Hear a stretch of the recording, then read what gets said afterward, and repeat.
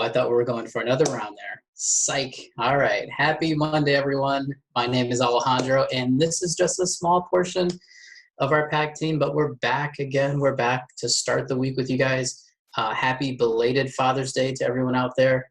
I had a realization that I am getting so much older. I was super excited to get like new lawn equipment for the lawn on Father's Day. And yeah, so yikes, it's getting real, team. It's getting real. So welcome, and we're glad you're here. We are going to try some things out today on Zoom as a group. And what we're going to do first is actually talk about our topic, which is using visuals to help engage with people, whether they're people living with dementia or not. So what I'm going to have the team do, first of all, I love these because the team never knows what we're going to do, and I just kind of ask them to do stuff. And so fun to see what happens. So if you're playing in Facebook land, you can actually do it and maybe send a picture in. But I'm going to ask the team to close their eyes for a minute, not even a minute, and envision what they see in their minds when I say the word tree. And take about 30 seconds to write what you see in your mind when we say the word tree. And if you are out on Facebook and you can't draw, maybe you do a quick Google search to find the tree image you're thinking of and drop that in the chat. Maybe some of you are skilled enough to do that. I am not, but I know some of you are. Or describe the tree with words. So while they're working on that, I will share that I'm actually from Detroit. I grew up in the city. So for me, this idea of trees really didn't come around for me until I started to explore other parts of Michigan. And now I have a yard full of trees, and it's like, ooh, I love trees. They give shade, but they also make you do more work sometimes. So, all right, team. Time's up. I gave you an extra 20 seconds. So let's see what you drew. If you can kind of hold your image up to the,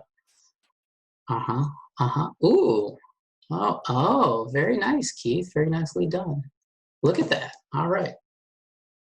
I did not get the instructions that we were supposed to draw it, so you'll have to see nothing here in my square. Sorry. All right, if you see a tree that, because I'm going to show some images now, Lauren. If you see a tree that looks like the one you were thinking of, shout it out, okay?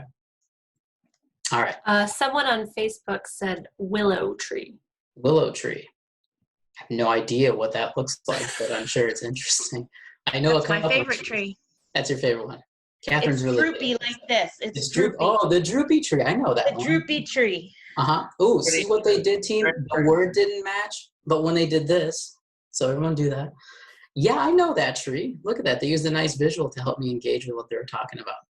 So here's what I'm going to share. I'm going to share a PowerPoint up on the screen because what I'm thinking is, based on what you guys came up with, I was thinking, all right, here would be one of 3 trees that I could draw. Notice that I also didn't draw any trees because it wouldn't have come out anything like this.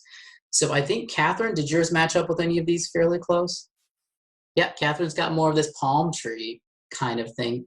Did anyone draw a Christmas type tree or not quite? No, I didn't think I saw any. So I'm thinking more of you drew this top left kind of tree, something similar to that or in that vein. Yeah. And Keith, I was surprised Keith drew a tree. He lives in New York City, and I don't know how many trees he can see. Well, Central Park, maybe. I live on a street full of trees, actually. Oh, there you go. All right, Keith. Even in the city. So That's very biased, Alejandro. I know it was. I know. I was from assuming. Detroit. I mean, you know, I pass trees all the time. I just wasn't paying attention to them. So on the screen, we have some images of trees. So now, team, think about categories of trees. If you guys had to group trees together, what are you thinking about how you would group them together? Because these trees, although they're trees on the screen, are very, very different. So what would be some ways for you guys to categorize them? The types of trees that grow in certain weather.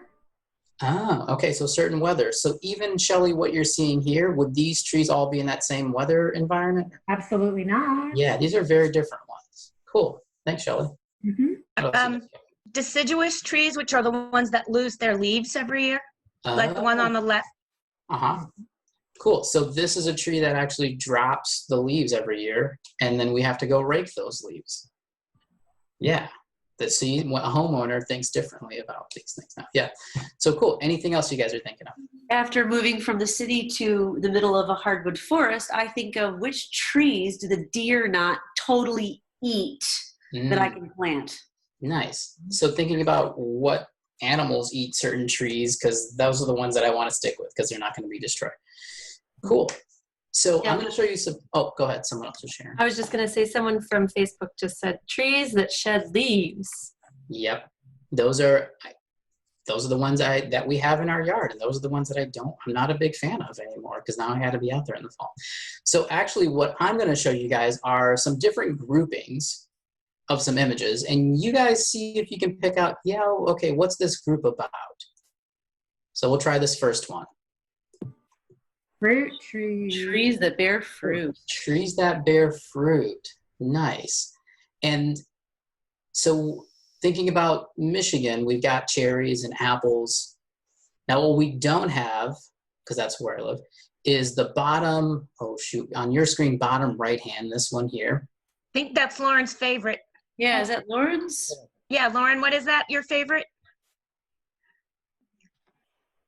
That would be the Nagami kumquat. The kumquat tree. So yeah, all fruit-bearing trees. I still have not tasted a kumquat, Lauren, but someday I'm gonna hopefully see it in a store and buy it. And then some apricot trees here. So thinking about, yeah, this thing is fruit-bearing trees. Anyone had any of these in their yard by chance? My mom had an apple tree at one point. I used to have a huge fig tree. Yeah, nice. Yes, and we loved it because we got fresh figs a lot of times from Carrie. There Yep. you go. And I think Lauren has a kumquat tree, right, Lauren? Am I making up stories? I have a kumquat tree. I have 2 kumquat trees and 1 orange tree and 1 lemon tree Nice. and other trees, but those are the fruit ones. Those are the fruit ones. All right, so how about this grouping of pictures, team? What are we thinking here? Palm family Yeah, we're Like a palm family, huh? or tropical fruit, maybe. Or kind of I don't know. tropical. Yeah, so these are actually the more tropical variety. So Catherine drew the palm tree kind of tree to start with, and then is first one to say, ooh, yeah, the kind of tropical varietals of fruit. Did you guys pick what this one is in the middle? Do you guys recognize this one? Coffee? Ooh, nice, Keith. Yeah. The guy who drinks espresso every morning would recognize the coffee beans. Yeah, so these are the green kind of coffee beans, and then they get red and you pull them off. But yeah.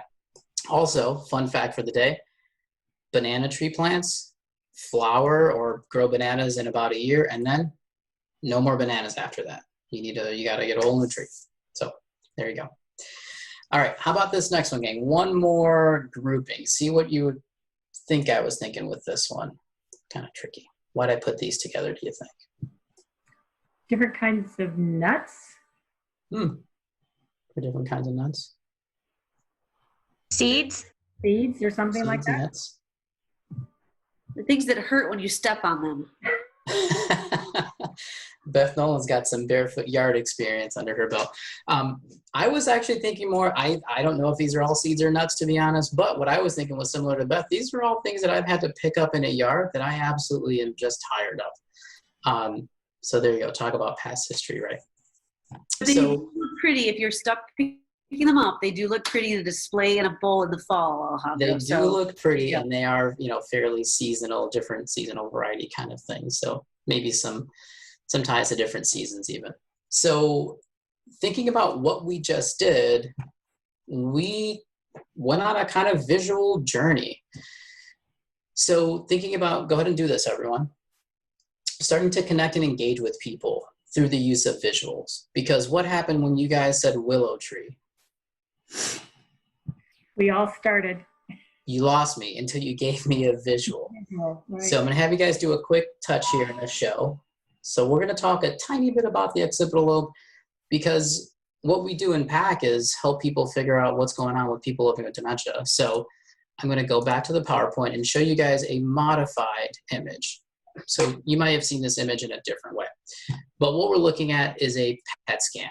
And we're looking at the amount of glucose, the amount of fuel that different brain parts are burning.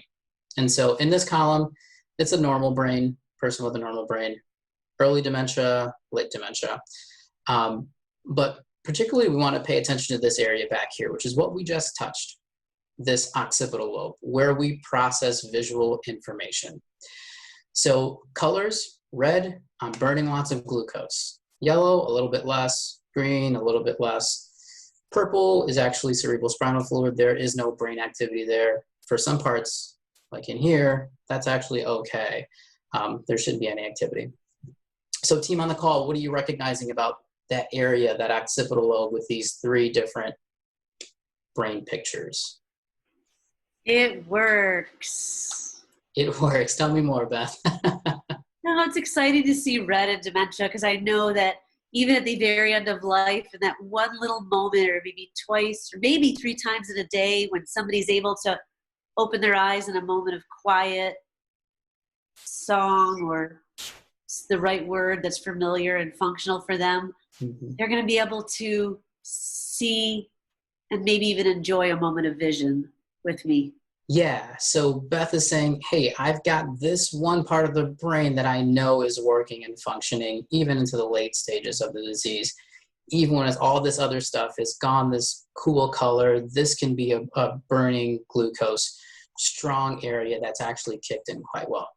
So I would love to say that I came up with this activity of watching and looking at trees on my own. I didn't. I got to get someone else some credit here.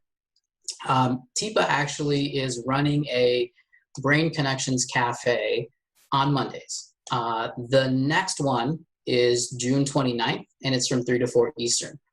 So the activity we did today with looking at trees, I slightly modified, I think, from what happened. But that was TIPA's Connection Cafe activity, if you will, from this past week where she ran the Brain Connection activity. So if you're looking to join us, next one's Monday, June 29th, 3 to 4 p.m. And if you go to our website, you can go to the calendar section and then the live public webinars. Cool part is the price is free. I don't know how to beat that in any way.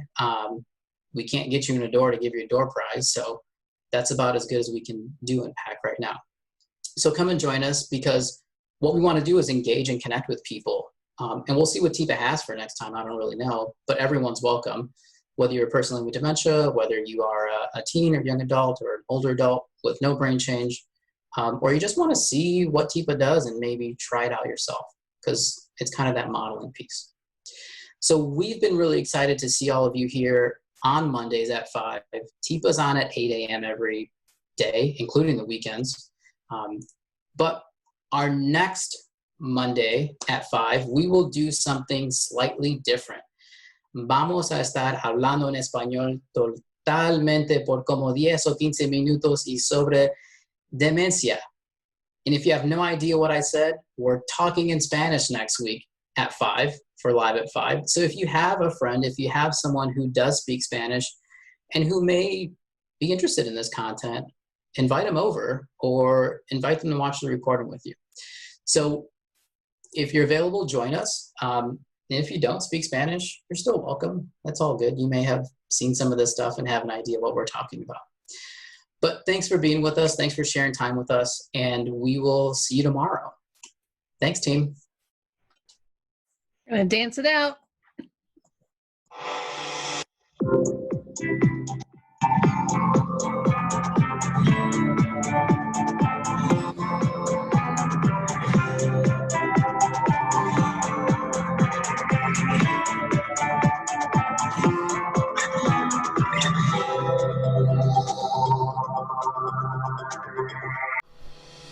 Hey folks, thanks for watching.